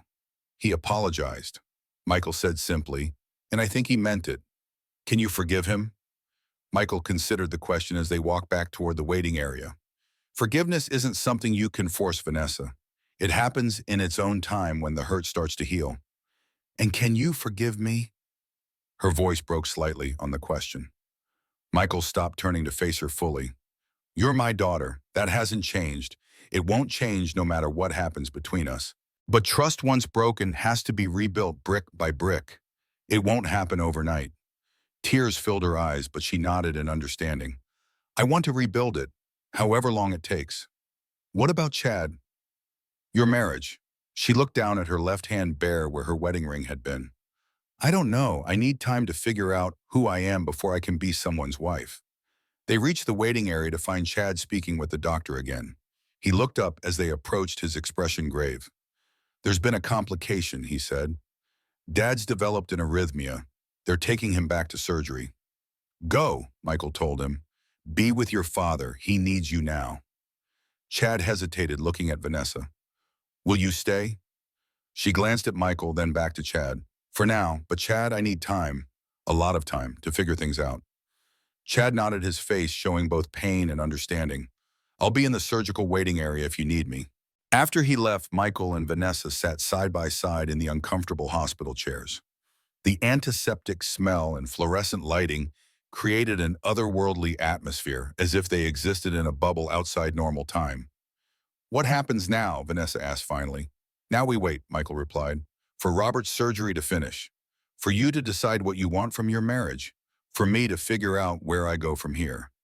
You're still leaving, aren't you? There was resignation in her voice. I need to, Vanessa, not just because of what happened at the wedding, but for me. I've spent 35 years being your father, 5 years grieving your mother. I need to find out who Michael Reeves is when he's just himself. She nodded slowly. Where will you go? South, I think, somewhere warmer. Nashville, maybe, or further down to Georgia. I always told your mother I'd take her to Savannah someday. When will you come back? The question held so much hope, fear, uncertainty. Michael considered it carefully. I don't know that I will, at least not to stay. But that doesn't mean you can't be part of my life or I yours. It just means we need to find a new way to be family. They sat in silence for a while, each lost in their own thoughts. The hospital continued its ceaseless rhythm around them, nurses changing shifts, doctors making rounds, the occasional announcement over the intercom. Dad, Vanessa's voice was small, reminiscent of the little girl who'd once climbed into his lap during thunderstorms. Can I show you something? She reached into her purse and withdrew a worn teddy bear, its fur matted with age, one eye, missing the stitching, along one arm, carefully repaired multiple times. Michael's breath caught. Mr. Beans, you still have him? He was in my overnight bag. I was going to take him on our honeymoon. She smiled faintly at his surprised expression. I know it's silly, but I've never been able to sleep well in strange places without him. Mr. Beans had been Vanessa's constant companion when she first came to live with them. The social worker had said it was the only thing she'd brought from her birth parents' home, the only tangible connection to her life before the accident. Your mother repaired his arm at least a dozen times. Michael remembered gently touching the worn fabric. You wouldn't let him out of your sight long enough for proper mending. I remember, Vanessa said softly. I was so afraid he'd disappear if I let go of him, like everyone else had. The simple statement revealed so much the trauma of a 3-year-old losing her parents, the fear of abandonment that must have shaped her in ways neither of them had fully recognized. Is that why you've been so desperate to fit in with Chad's family? Why Robert's approval meant so much to you? You're still afraid of being left behind. Vanessa stared at the teddy bear in her hands, tears falling silently onto its worn fur. Maybe. I never thought about it that way. But ever since Mom died, I felt this emptiness, this fear that I don't really belong anywhere, that everyone I love will eventually leave. Like I'm doing now, Michael said quietly. Yes, but it's different this time. Because now I understand why. She looked up at him, her eyes red but clear. You're not abandoning me, you're finding yourself, and I need to do the same. A nurse appeared in the waiting room doorway. Ms. Reeves, Mr. Westfield is asking for you. Vanessa stood, then hesitated. Dad, go, Michael said gently. I'll wait. As she walked away, Michael felt a strange peace settling over him. The pain wasn't gone, it might never fully disappear, but it had transformed into something more complex, more nuanced. Understanding was beginning to replace betrayal. He stepped outside the hospital for a moment, needing fresh air and space to think. The afternoon sun had broken through the clouds, casting long shadows across the parking lot. In the distance, the Cincinnati skyline rose against a blue sky, not Detroit, but not entirely unfamiliar either. A new place with new possibilities. His phone buzzed with a text from Bill. Everything okay? Call when you can. Michael smiled, grateful for the friend who'd been a constant in his life for over 40 years. No matter where he went from here, some connections would remain unbroken. When Vanessa returned 30 minutes later, her expression was somber, but composed. Chad's staying at the hospital. Robert's stable again, but the doctor says recovery will be a long process. What do you want to do? Michael asked. She took a deep breath, seeming to stand taller. I need to go back to Detroit, close up the townhouse, sort through things, figure out what comes next. And Chad, we're going to take some time apart, figure out if there's anything left to salvage. She twisted her hands together nervously. Dad, would you come back to Detroit with me just for a few days? I'm not asking you to stay. I need my father right now. Michael considered the request. His instinct for freedom warred with the pull of his daughter's need. Finally, he nodded. I'll follow you back. Stay a few days to help you get sorted. But then I need to continue my journey. Relief washed over her face. Thank you. The drive back to Detroit was made in separate cars, Michael in his trusty Ford, Vanessa in her rental. They stopped once at a roadside diner for a late lunch. The conversation lighter than it had been in months, focusing on memories of fishing trips when Vanessa was young, Sarah's famous apple pie, the time they'd gotten lost hiking and ended up sleeping under the stars. By the time they reached Detroit that evening, something had shifted between them. Not forgiveness exactly, but the beginning of understanding. A foundation upon which forgiveness might eventually be built. At Vanessa's townhouse, they sat on the pristine white couch, carry-out containers spread across the coffee table, where wedding magazines had been just days before. The contrast wasn't lost on either of them. I can't believe yesterday was my wedding day, Vanessa said, picking at her pad thai. It feels like a lifetime ago. Time does strange things during crises, Michael observed, stretches and compresses in ways that don't make sense. They ate in companionable silence for a while, both too exhausted for deep conversation. Finally, Vanessa set aside her food and turned to face him fully. Dad, tell me about them. My birth parents. Michael had been expecting this question. He set down his fork and leaned back, accessing memories from 32 years ago. David and Lisa Morgan. He was an engineer at GM. She was a kindergarten teacher. They lived in Royal Oak, had been married 5 years when they had you. You were their only child. What were they like? We only met them once at a neighborhood block party. They seemed kind, devoted to each other. Lisa had your smile warm, lighting up her whole face. David was tall, serious, but with a quiet sense of humor.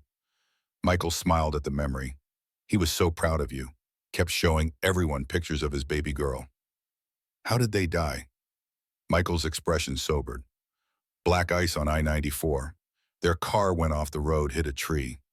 David died instantly. Lisa survived 2 days in the hospital, but never regained consciousness. Vanessa absorbed this information silently, her face a study in complex emotions.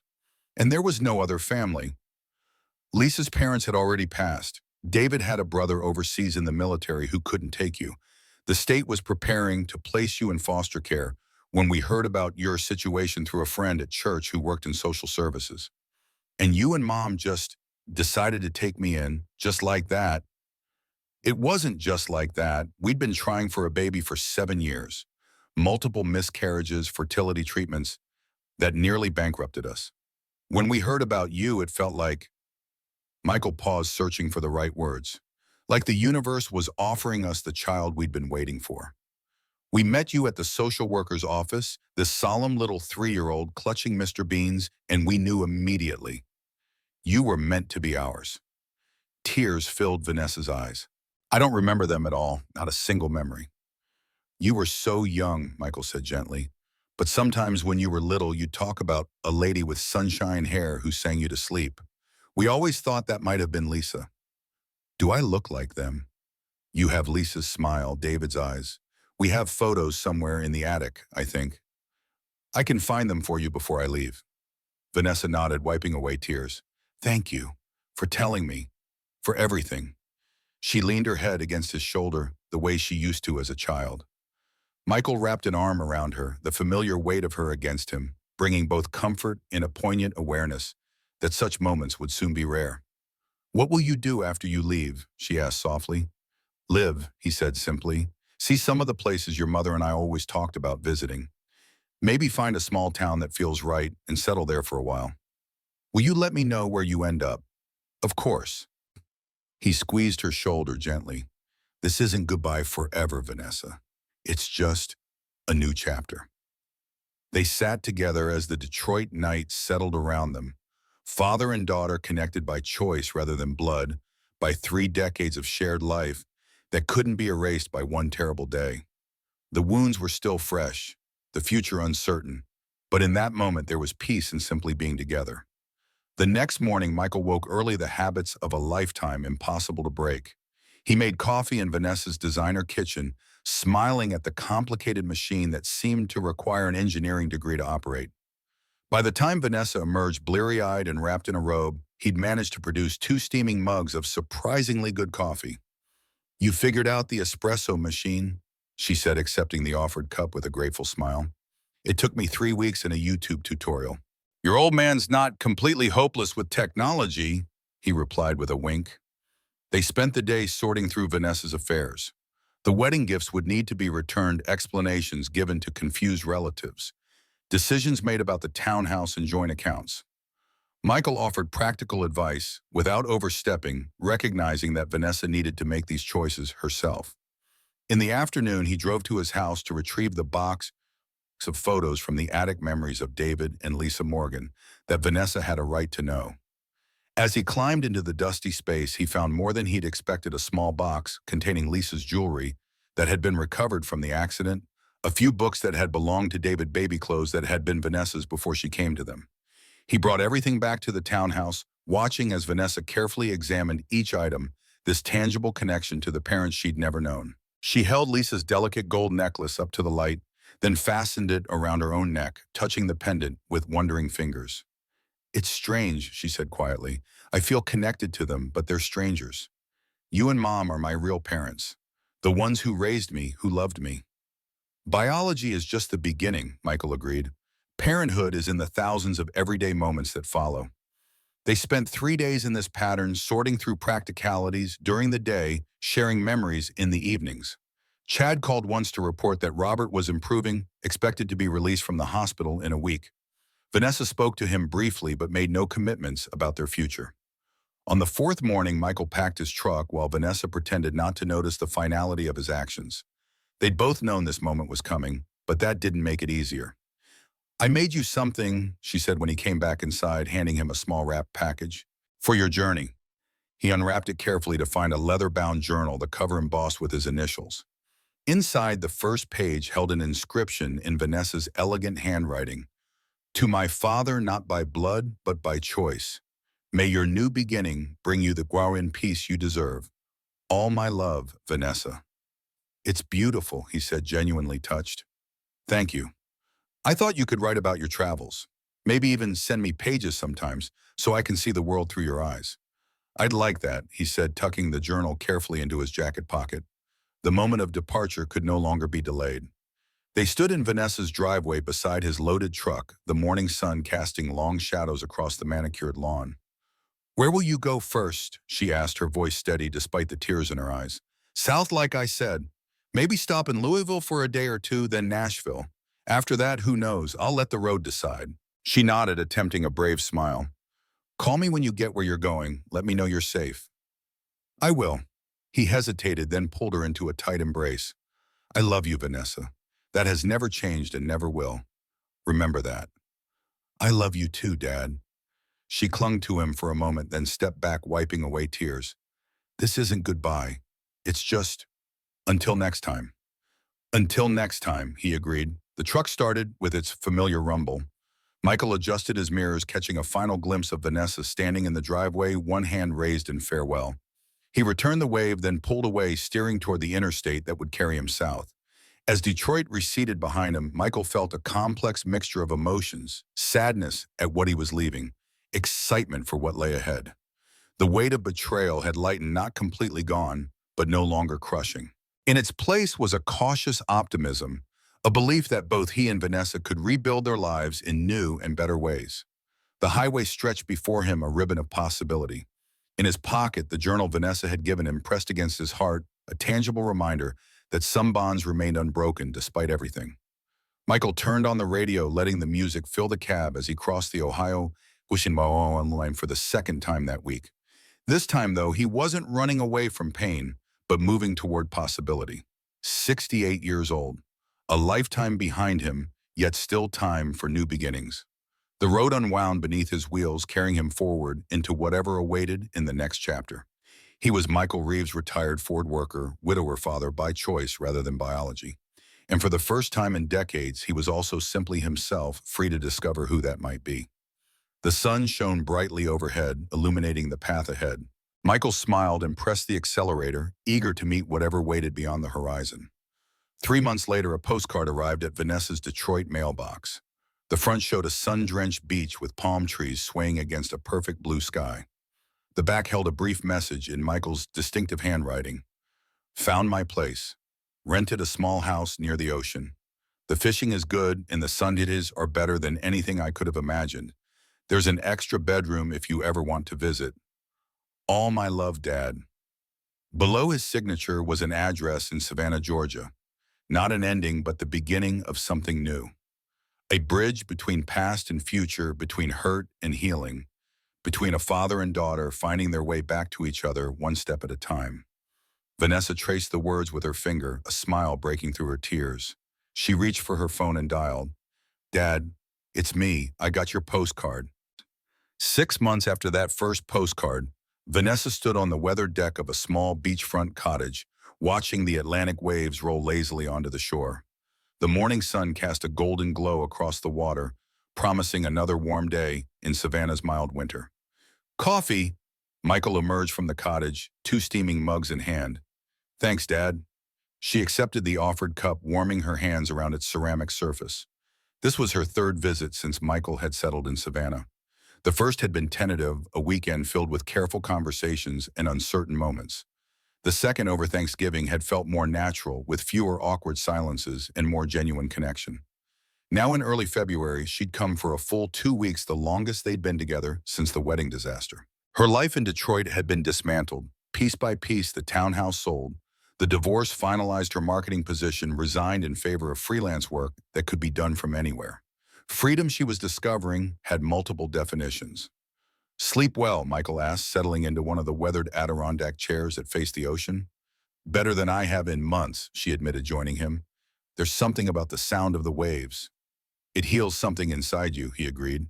"That's why I chose this place. Every morning feels like a fresh start." Michael looked healthier than she'd seen him in years. His face had taken on a sun-kissed glow. The worry lines around his eyes softened. He'd let his hair grow a bit longer, and the southern climate had encouraged him to trade his Detroit flannel for light cotton shirts that seemed to hang more comfortably on his frame. "You seem happy here," she observed. "I am." He gazed out at the horizon where the blue of the sky met the deeper blue of the ocean. "For the first time since your mother died, I feel at peace." They sipped their coffee in companionable silence, watching a pair of pelicans dive for their breakfast in the shallow waters. "I've been thinking about something," Vanessa said finally. "Something important." Michael turned towards her, giving her his full attention. This was different from the distracted, half-listening that had characterized their relationship in recent years. Here, without the distractions of Detroit and its associated memories, he seemed more present, more engaged. "I want to find them," she said. "My birth parents' graves. I want to visit to see where they're buried." Michael nodded slowly. "I wondered if you might. They're in Oakland Cemetery in Royal Oak. Nice spot under an old maple tree. You've been there, Bam. Your mother and I used to go every year on the anniversary of the accident. Bring flowers. Say thank you." He looked at her, his expression gentle. "They gave us the greatest gift we ever received." Tears pricked at Vanessa's eyes. "Would you go with me when I visit?" "Of course." He reached across the space between their chairs, taking her hand in his. "Whenever you're ready." The moment felt significant, a bridge being rebuilt between them, stronger than before, because it now stood on a foundation of truth rather than concealment. "I've been offered a job here," she said suddenly.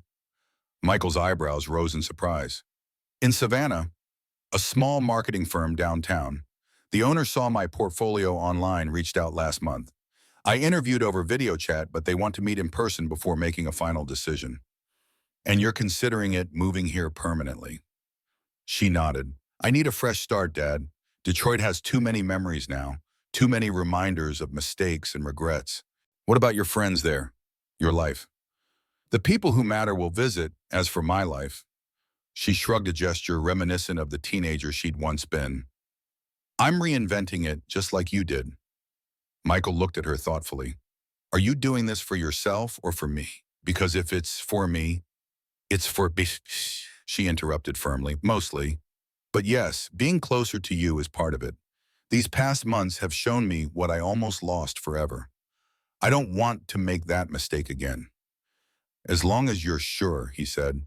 "I'd love having you nearby, but not if it's holding you back from what you really want." "What I really want is to be happy," she said simply. "And I haven't been happy in a long time. Not until I started visiting you here." The admission hung between them, honest in a way their conversations rarely had been before the wedding disaster. Vanessa had spent years crafting a perfect external image: successful career, affluent lifestyle, prestigious connections. Only now could she admit how hollow it had all felt. "The interview is tomorrow," she continued. "If they offer me the position, I'm going to take it." "Then I hope they do," Michael said, raising his coffee mug in a small toast. "To new beginnings, for both of us." They clinked mugs, the ceramic making a dull sound unlike the crystal champagne flutes at the ill-fated wedding reception. This celebration was quieter, more genuine, and infinitely more meaningful. Later that morning, they drove into downtown Savannah, the massive oak trees draped in Spanish moss creating natural archways over the historic streets. Michael had business at the bank, while Vanessa wanted to explore the area that might soon become her home. "Meet you for lunch at that seafood place you like," she suggested as he parked near the town square. 1 o'clock, he agreed. Good luck finding an apartment. Remember, no rush decisions. She smiled at his fatherly advice, so familiar and yet newly appreciated. I'm just looking today. No lease signings, I promise. They parted ways, Michael heading toward the red brick bank building, while Vanessa strolled along the picturesque streets, absorbing the atmosphere of the historic district. The real estate agent she had arranged to meet was waiting outside a restored Victorian building 3 blocks from the waterfront. Ms. Reeves, I'm Amanda Collins. We spoke on the phone. The woman was perhaps 10 years older than Vanessa, dressed in the polished yet relaxed style that seemed to characterize Savannah professionals, less formal than Detroit, but still put together. Call me Vanessa, please, she said, shaking the agent's offered hand. Thank you for making time on such short notice. My pleasure. I have 4 properties to show you today, all within walking distance of the business district. The first is right here. The apartment was on the 2nd floor of the Victorian, a spacious 1-bedroom with original hardwood floors, tall windows, and a small balcony overlooking a courtyard. High ceilings gave it an airy feel, while the updated kitchen offered modern conveniences without sacrificing historic charm. It's beautiful, Vanessa admitted, running her hand along the marble countertop. So different from her sleek, contemporary townhouse in Detroit, yet somehow it felt more like home already. The owner is asking $600 per month, which is reasonable for this area, Amanda explained. Utilities not included, but the building was recently insulated, so heating and cooling costs are manageable. Vanessa nodded, making mental calculations. With her savings and expected salary from the new position, if she got it, the rent would be comfortable rather than stretching her budget. Another difference from Detroit, where she'd always chosen the most expensive option available, often beyond what she could reasonably afford. They visited 3 more apartments, each with its own character and appeal, but Vanessa found her thoughts returning to the first. Its warm wooden floors and abundant natural light reminded her somehow of the house where she'd grown up, Michael and Sarah's modest ranch that had always felt safe and welcoming. They're all lovely, she told Amanda, as they concluded the tour, but I think the Victorian might be the one. Can I let you know tomorrow? After my job interview. Of course, Amanda smiled. It just came on the market yesterday, so you have a little time. But properties like that don't stay available long. They parted with a handshake, Amanda heading back to her office, while Vanessa made her way toward the waterfront to meet Michael for lunch. The February air was mild compared to Detroit's bitter cold, allowing her to walk comfortably in just a light sweater. The seafood restaurant overlooked the Savannah River, its outdoor deck providing views of massive container ships making their way to and from the port. Michael was already seated at a corner table, studying the menu with the concentration he once applied to Ford engineering schematics. The red snapper is excellent, he said as she joined him. Caught fresh this morning, according to our server. You've become quite the seafood expert, she teased, settling into her chair. A far cry from the man who thought fish came exclusively in stick form. He laughed, the sound freer and more genuine than she remembered from their Detroit days. Your mother would be shocked. She tried for years to get me to eat anything beyond fried catfish. The casual mention of Sarah no longer brought immediate grief. Time had softened the edges of loss for both of them, allowing memories to bring comfort rather than pain. How was apartment hunting? Michael asked after they had ordered snapper for him, shrimp and grits for her. Promising. There's a beautiful place in a converted Victorian walking distance from everywhere. Reminds me a little of our old house, actually. Oh, his interest was piqued. How so? It has that same feeling. Warm, lived in, like it has stories to tell. She smiled, slightly embarrassed at the fanciful description. That probably sounds silly. Not at all. He looked thoughtful, swirling ice in his water glass. Homes have personalities just like people. Some feel right immediately. Others never quite fit no matter how expensive or impressive they are. Like her Detroit townhouse, she thought but didn't say. All that money spent on designer furniture and state-of-the-art appliances, yet she'd never felt truly at home there. I'm not making any decisions until after tomorrow's interview, she assured him. But if they offer me the job, I think I'll take that apartment. Moving pretty quickly, he observed, not critically, but with genuine interest. When you know, she replied. That's what you always said about meeting Mom, remember? His eyes crinkled at the corners, warm with the memory. You're right. Sometimes the heart recognizes home before the mind catches up. Their food arrives steaming and fragrant. They ate with appreciation, conversation flowing easily between bites. Michael told her about the friends he'd made, fellow retirees who gathered for fishing at dawn, the bookstore owner who saved maritime histories for him, the elderly woman next door who brought him homemade bread in exchange for small repairs around her cottage. "You've created a real community here," Vanessa observed, "in just 6 months. Easier to make friends when you have nothing to prove," he said. "In Detroit, I was always conscious of being just a factory worker. Here, people take me as I am." The insight struck Vanessa deeply. How much of her own unhappiness had come from constantly trying to prove her worth through external markers of success, how exhausting those years had been, always climbing towards some nebulous definition of making it that kept shifting just beyond her reach. "I've been thinking about writing," Michael said, suddenly pulling her from her reflection. "Nothing fancy, just stories about the plant, about the old neighborhood, things I don't want forgotten." "Dad, that's wonderful." Her enthusiasm was genuine. "You always were a great storyteller. Your mother used to say the same thing." He smiled, a touch of shyness in his expression. "I've started making notes in that journal you gave me. Might turn into something, might not, but it feels good to put the memories down. I'd love to read them sometime," she said, "if you'd be willing to share." He nodded, pleased by her interest. "Maybe when I have something worth reading. Right now it's just scattered thoughts." After lunch, they strolled along the riverfront, watching tourist boats and cargo vessels navigate the busy waterway. The conversation turned to Vanessa's upcoming interview, her hopes for the position, her nervousness about making such a significant life change. "What if it doesn't work out?" she asked, giving voice to her deepest fear. "What if I move here and hate the job, or they hate me, or then you try something else?" Michael interrupted gently. "That's the beauty of starting over, Vanessa. You're not locked into anything. If it doesn't work, you adjust and move forward." The simplicity of his philosophy struck her as profoundly wise. How different from the rigid expectations she'd placed on herself for so long, the belief that every decision was permanent, every setback catastrophic, every choice irrevocable. "When did you get so zen?" she asked, only half joking. "Somewhere between Detroit and Savannah," he replied with a wink. "Amazing what a little distance can do for perspective." That evening, as Vanessa prepared for her interview, Michael sat on the deck watching the sunset paint the ocean in shades of orange and pink. The journal she'd given him lay open on his lap, his pen moving steadily across the paper as he captured the day's events. He wrote about lunch by the river, about Vanessa's excitement over the Victorian apartment, about the possibility of her moving to Savannah permanently. But mostly he wrote about the slow healing that was happening between them, the careful rebuilding of trust, the rediscovery of the father-daughter relationship that had nearly been destroyed. "Sarah," he murmured to the darkening sky, "I think we're going to be okay." The next morning, Vanessa emerged from her room in a navy blue dress that managed to be both professional and appropriate for Savannah's relaxed business culture. Her hair was pulled back in a simple knot, her makeup minimal but precise. "How do I look?" she asked, turning in a slow circle.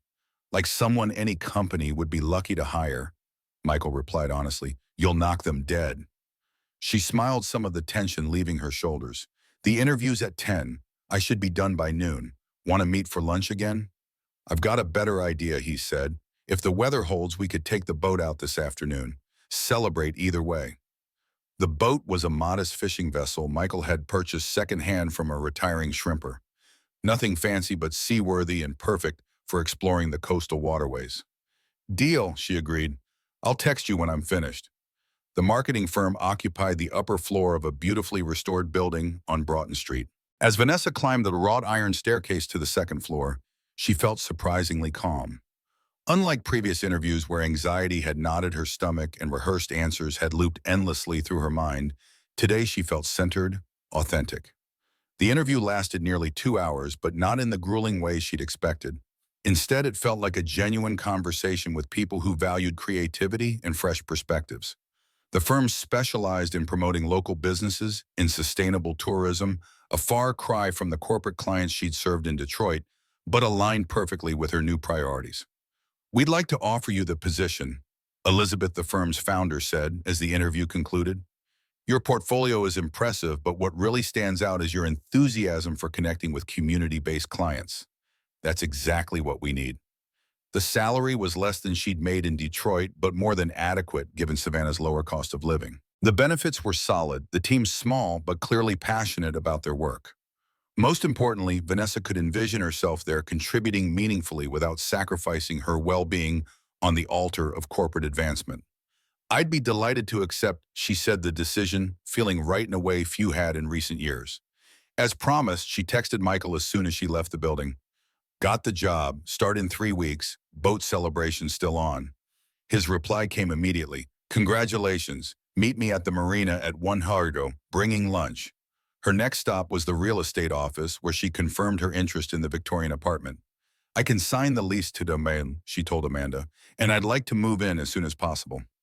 By the time she reached the marina, Vanessa had secured both employment and housing, the cornerstones of her new life in Savannah. Michael was waiting at the dock, a cooler and picnic basket loaded onto his modest vessel. Look at you, he said as she approached. Employed, housed, and glowing with it. Congratulations, sweetheart. Thanks, Dad. She hugged him tightly, inhaling the familiar scent of his aftershave, mixed with the saltwater tang that now seemed integral to his identity. I couldn't have done this without you. Sure you could, he countered, helping her aboard. You're stronger than you give yourself credit for. Always have been. The boat puttered out of the marina, Michael guiding it with the confidence of someone who'd spent decades on the water rather than months. They found a quiet cove, dropped anchor, and spread their picnic on the boat's small, deck-fried chicken potato, salad, fresh bread, and a bottle of sparkling cider for toasting. To new beginnings, Michael said, raising his plastic cup, and to finding your way even when the path isn't what you expected. To family, Vanessa added, the one we choose every day. They clinked cups, the simple gesture sealing a moment that felt like true celebration, not the artificial pageantry of the wedding reception, but genuine joy in life's authentic milestones. As they ate, Vanessa told him about the marketing firm, the projects she'd be working on, the people she'd met. Michael listened attentively, asking thoughtful questions, offering observations that showed he was truly hearing her. You know, she said as they packed up the remains of their picnic, I never thanked you properly. For what? For telling me the truth about being adopted. She looked out at the water, gathering her thoughts. It was painful at first, devastating even. But now I understand it was the most honest thing anyone's ever done for me. Michael was quiet for a moment, his hands busy with the anchor line. I should have told you years ago, he said finally. Your mother and I always planned to when the time was right. Then she got sick, and afterward, I was afraid of losing you too. You almost did, she acknowledged, but not because of the adoption, because I forgot what really matters. They sat side by side on the boat's small bench, watching seabirds circle overhead. The afternoon sun warmed their faces, the gentle rocking of the boat lulling them into comfortable silence. I have something for you, Michael said, eventually reaching into the pocket of his windbreaker. He pulled out a small velvet box weathered with age. I've been waiting for the right moment. I think this is it. Vanessa accepted the box, opening it carefully. Inside lay a delicate gold chain with a heart-shaped locket. It's beautiful, she said, lifting it from its velvet nest. It was your mother's, Michael explained. Sarah wore it on special occasions. Inside, Vanessa opened the locket to find 2 tiny photographs, one of Michael and Sarah on their wedding day, the other of a solemn-faced 3-year-old girl clutching a teddy bear. That was taken the day we brought you home, Michael said softly. Sarah had the locket made that same week. She said our family was complete and she wanted to keep us close to her heart always. Tears welled in Vanessa's eyes. I don't remember that day at all. You were so quiet. Michael recalled, his voice gentle with memory. The social worker told us you hardly spoke anymore, not since the accident. But that night after we tucked you in, you asked if you could call us Mommy and Daddy. Sarah cried for an hour afterwards. She was so happy. Vanessa closed the locket, clutching it tightly. Will you put it on me? Michael fastened the delicate chain around her neck, his weathered hands surprisingly deft with the tiny clasp. There, he said, it belongs with you now. The locket rested against her collarbone, the metal quickly warming against her skin. It felt right there, as if a missing piece had been restored. Thank you, she whispered, for everything, for choosing me, for loving me even when I didn't deserve it. That's what parents do, Michael said simply. The real ones anyway. As they headed back toward the marina, the setting sun painting the water in shades of gold and crimson, Vanessa felt a sense of completion she hadn't experienced in years. The journey from Detroit to Savannah had been painful, filled with loss and revelation, but the destination was proving worth every difficult step. 3 weeks later, on a mild March morning, Vanessa officially moved into her Victorian apartment. Michael helped carry boxes up the narrow staircase, arranging furniture, according to her directions, hanging pictures on walls still bearing the ghost marks of previous tenants' lives. Unlike her Detroit townhouse with its carefully curated designer pieces, this home was taking shape organically. Some furniture came from Michael's cottage pieces he no longer needed. Other items were found in Savannah's antique shops and flea markets, objects with history and character, rather than showroom perfection. "That's the last box," Michael announced, setting a carton labeled kitchen on the counter. "What's next on the agenda?" Honestly, Vanessa surveyed the organized chaos around them. "I think we deserve a break. Walk to that cafe on the corner for lunch." They strolled through Savannah's historic district, the city that was becoming home to both of them in different ways. Conversation flowed easily, punctuated by comfortable silences that no longer needed filling. "I got a call from Chad yesterday," Vanessa said as they waited for their sandwiches. "He's selling the Detroit house, moving to Chicago for a new position." "How do you feel about that?" Michael asked, studying her face for signs of regret. Relieved mostly. She considered the question honestly. "We tried to make it work, but there was too much damage. Too many lies between us. And Robert, have you heard from him? His recovery is going well, according to Chad. He's back at work part-time." She twisted her napkin absently. "He sent me a letter last week, actually. An apology. Seems sincere." "Do you accept it?" Vanessa considered the question. "I'm working on it. Forgiveness is harder than I expected." "It's a process," Michael agreed. "Not a single decision." Their food arrived, momentarily pausing the conversation. As they ate, Vanessa watched her father really looked at him in a way she hadn't for years before the wedding disaster. The lines around his eyes were gentler, now his posture more relaxed. Savannah had been good for him, just as it was already proving good for her. "You know," she said thoughtfully, "a year ago, if someone had told me I'd be living in Savannah working for a small marketing firm and happier than I have ever been, I would have thought they were crazy." "Life rarely follows the path we expect," Michael replied. "That's what makes it interesting." After lunch, they walked back to her apartment where Michael helped hang curtains in the bedroom before preparing to leave. "Dinner at my place on Sunday," he suggested as he gathered his tools. "I'm trying a new fish stew recipe." "Sounds perfect," Vanessa agreed, walking him to the door. "Thank you for everything today." He hugged her goodbye, the embrace solid and reassuring. "That's what fathers do," he said simply. As she closed the door behind him, Vanessa looked around her new home boxes still, to unpack pictures, to hang a life to build from the ground up. The Sarah's locket rested against her skin, a constant reminder of the parents who had chosen her, loved her, forgiven her. Outside, Savannah continued its leisurely pace, indifferent to one woman's journey from betrayal to redemption. But inside this Victorian apartment, something important had been restored, a sense of belonging, of authenticity, of coming home in the truest sense. Vanessa opened a box marked bedroom and carefully removed Mr. Beans, the worn teddy bear that had traveled with her from her birth parents' home to the Reeves household, and now to this new beginning. She placed him on the windowsill overlooking the courtyard, his one remaining button eye witnessing yet another chapter in her story. "We made it," she told him softly. "We're home." And 3 blocks away, in a small beachfront cottage, Michael Reeves sat at his desk opening the journal his daughter had given him. He began to write not about the past this time, but about the future, a future that now held promise and connection he had once thought lost forever. "Today," he wrote, "feels like the first day of the rest of our lives, and for the first time in longer than I can remember, I'm looking forward to every moment of it."